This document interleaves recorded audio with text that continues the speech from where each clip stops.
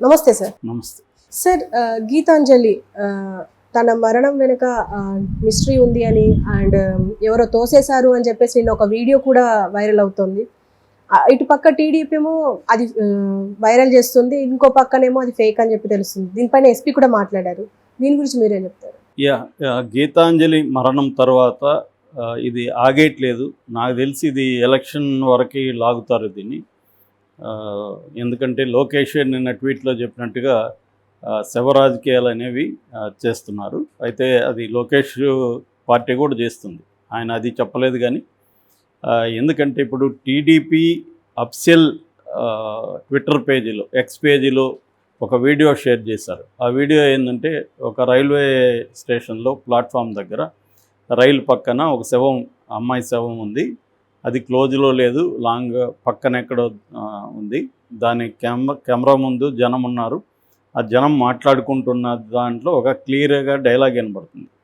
ఆ డైలాగ్లో ఏముందంటే, ఏంద్రమ్మ ఇది ఏం జరిగిందంటే ఎవరో తోసేశారంట్రా అని డైలాగ్ వినిపిస్తుంది. నిజానికి ఎవరికైనా మినిమం వీడియో జ్ఞానం ఉన్న వాళ్ళకి ఆ డైలాగ్ ఆ గుంపులో నుంచి రాలేదని తెలుస్తుంది. అది పోస్ట్లో, అంటే దాని వీడియో తీసిన తర్వాత పోస్ట్లో రికార్డ్ చేసి పెట్టారు. ఎందుకంటే ఆ జనం దానికి దీనికి క్లియర్గా తేడా తెలిసిపోతుంది. సో ఇది టీడీపీ వాళ్ళే మ్యానుఫ్యాక్చర్ చేసి పెట్టారనేది తెలిసిపోతుంది. పెట్టి కింద కూడా వాళ్ళు కామెంట్ ఏం చెప్పారంటే, గీతాంజలిని ఎవరు తోసేశారు, వైసీపీకి ఉన్న లింక్ ఏంటో బయటికి రావాలని పెట్టారు. అంటే క్లియర్గా వాళ్ళ ఉద్దేశం ఏమంటే, గీతాంజలిని వీళ్ళే వైసీపీ వాళ్ళే అక్కడ రైలు కింద తోసేసి ట్రోల్స్ వల్ల చనిపోయిందని ప్రచారం చేస్తున్నారని తెలుగుదేశం స్టాండ్ తీసుకున్నట్టుగా మనకు అర్థమవుతుంది. లోకేష్ దీంట్లో కూడా అదే కనబడుతుంది. కానీ క్లియర్గా ఈ ఎస్పీ తుషార్ డూడి ఆయన ఏం చెప్తున్నారంటే, ఆమె ట్రోల్స్ వల్లనే ఆత్మహత్య చేసుకుంది, తోసినట్టు ఎక్కడ ఎవరు కానీ రుజువులు కానీ ఏమీ లేవు, ఆత్మహత్య చేసుకుందని చెప్తున్నారు. ఆ తర్వాత డిజిటల్ ఫుట్ ప్రింట్స్, తర్వాత handles, fake IDs, real IDs అన్నీ కూడా మేము కలెక్ట్ చేస్తున్నాము.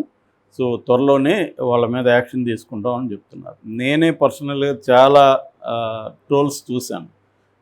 విజయ్ అని వాళ్ళ సజ్జా విజయ్, అతను అఫిషియల్గా టీడీపీ ఇది, అతను చాలా సెటైరికల్గా పెట్టాడు. ఇప్పుడేమో డేట్ మార్చేసి అతను 10th నేను పెడితే 7th కదా ఆమె చనిపోయింది అంటున్నాడు.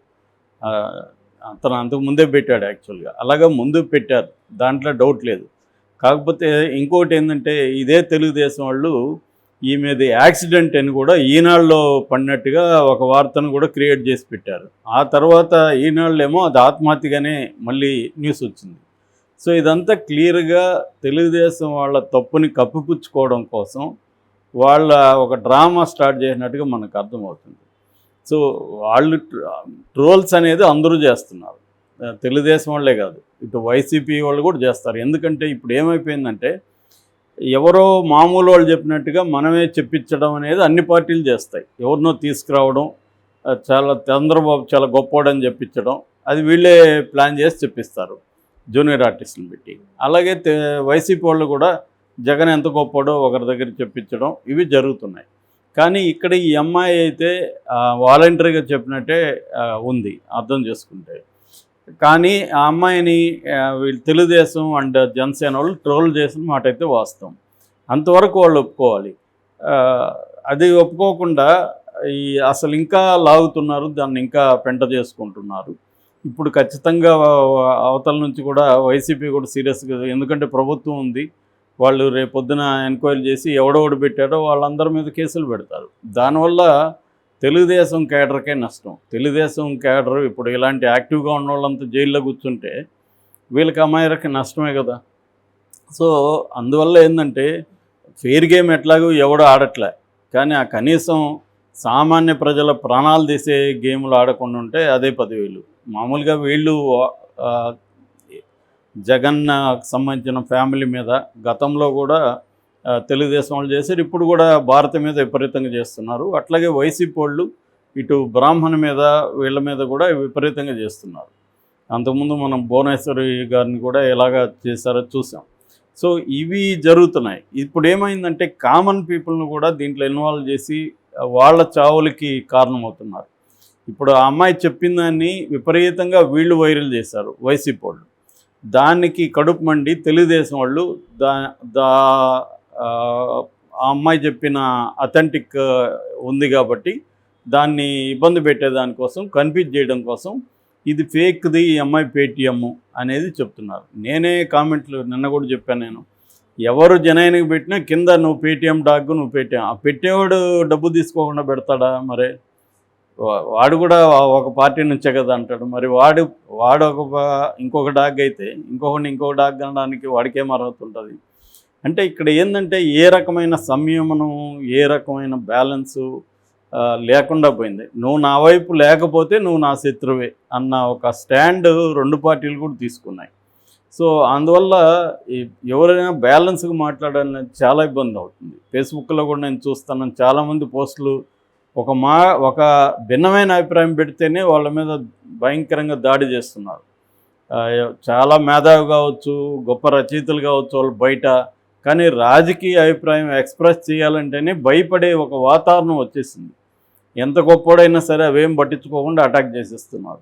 ఒక అభిప్రాయం అవుతుంది, ఆ అభిప్రాయాన్ని చర్చించవచ్చు, ఆ అభిప్రాయంతో వ్యతిరేకించవచ్చు, కానీ ఆ మనిషి వ్యక్తిగతంగా దాడి చేయడం, ఇంకా బూతులు తిట్టడం, ఈ స్థాయికి రాజకీయ కల్చర్ అనేది దిగజారిపోయింది. అందుకని చాలామంది ఈ రాజకీయాలే పెంట, మనం దూరంగా ఉందాము, అంతకంటే ప్రశాంతత ఇంకొకటి లేదు, మన అభిప్రాయాలే బయటికి చెప్పొద్దు అన్న స్థాయి వచ్చేసింది. ఇక్కడ ఏంటంటే ఒక విషయం ఇంపార్టెంట్, ఫ్రీడమ్ ఆఫ్ స్పీచ్ అనేది మనకి రాజ్యాంగం ఇస్తుంది. కానీ ఫ్రీడమ్ ఆఫ్ స్పీచ్ వేరు, ఫ్రీడమ్ ఆఫ్ రీచ్ వేరు. అంటే మన స్పీచ్ ఎంతమందికి ఎలా రీచ్ అవుతుంది అనేది ఇంపార్టెంట్. ఇక్కడ ఏం చేస్తున్నారంటే పొలిటికల్ పార్టీస్ అందరూ కూడా ఈవెన్ ప్లాట్ఫామ్స్ని కూడా కొనేస్తున్నారు. వాళ్ళకి డబ్బులు ఇచ్చి ఏం చేస్తున్నారంటే వీళ్ళ పోస్టులు మాత్రమే బాగా అపీర్ అయ్యేట్టుగా అల్గోరిథమ్స్లో వాళ్ళు పెడుతున్నారు.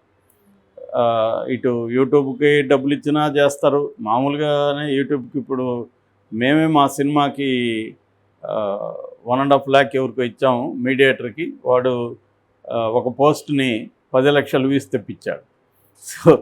సో ఇలా చేయొచ్చు, అదేం పెద్ద విషయం కాదు.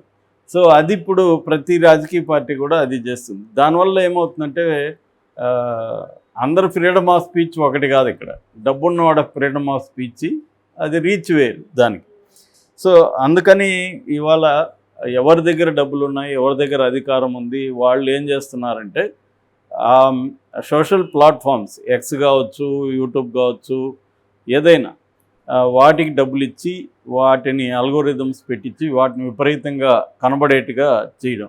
అలాగా ఈ అమ్మాయిది కూడా తెలుగుదేశం మీడియా అలాగా చేసింది. విపరీతంగా ఎక్కడ ఏది ఓపెన్ చేసినా ఈ అమ్మాయి మీద సెటైర్లు, పేటీఎం నువ్వు 5 రూపాయలు తీసుకొని 10 రూపాయలు యాక్షన్ చేస్తున్నావు అని చెప్పడం, ఇంకా పర్సనల్గా అటాక్స్ చేయడం. వాళ్ళ హస్బెండ్ అతను బాలచంద్ర కూడా చెప్తున్నాడు, నా ఫోన్కి కూడా చాలా వచ్చాయి సార్ అని చెప్తున్నాడు.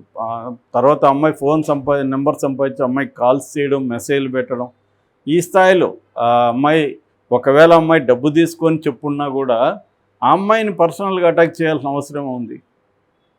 ఒకవేళ చాలామంది జూనియర్ ఆర్టిస్టులు ఉంటారు, ఎవరో డబ్బు తీసుకొని నా వైపు చెప్పంటే చెప్పేవాళ్ళు కూడా ఉంటారు. వీళ్ళు చేయట్లేదా? తెలుగుదేశం వాళ్ళు అదే చేస్తున్నారు, వైసీపీ వాళ్ళు అదే చేస్తున్నారు.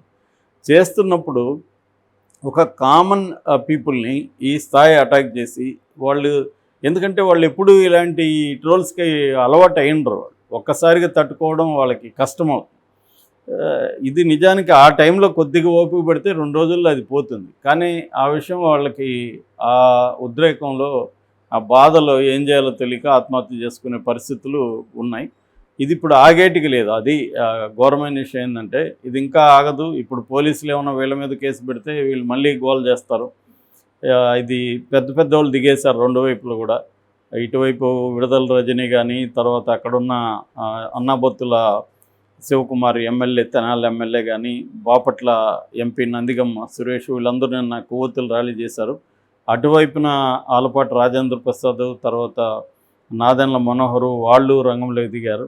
సో దీన్ని ఒక నేషన్ ఇష్యూ లాగా చేసే స్కీమ్ కనబడుతుంది. ఇది ఇప్పుడు ఆగేట్టుగా లేదు.